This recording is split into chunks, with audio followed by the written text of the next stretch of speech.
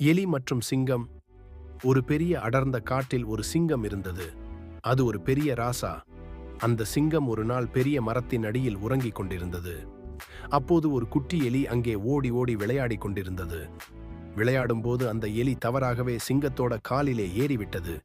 உடனே சிங்கம் விழித்துக் கொண்டது. ஆற்று ரெண்டு ரெண்டு ரெண்டு என்று கோபமாக கர்ஜிச்சது. எலியோ மிகவும் பயந்தது. மன்னிக்கணும் ராஜா, என்னை விட்டுடுங்கள், ஒரு நாள் நானும் உங்களுக்கு உதவுவேன் என்றது. சிங்கமோ சிரிச்சது. ஐயோ, நீயா எனக்கு உதவப் போறியா என்று. அந்த நல்ல உள்ளம் கொண்ட சிங்கம் எலியை காயப்படுத்தாமல் விட்டுவிட்டது. இன்னொரு நாளில் அந்த சிங்கம் காட்டில் நடந்து சென்று கொண்டிருந்தது.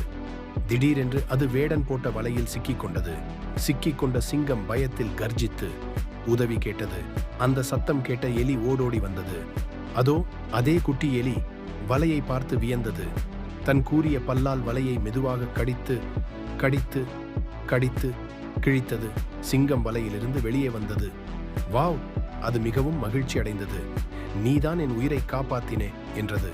அதற்கு பிறகு சிங்கமும் எலியும் நல்ல தோழர்களாகி மகிழ்ச்சியாக வாழ்ந்தார்கள். இந்த கதையிலிருந்து நாம் என்ன கற்றுக்கொள்ளலாம்?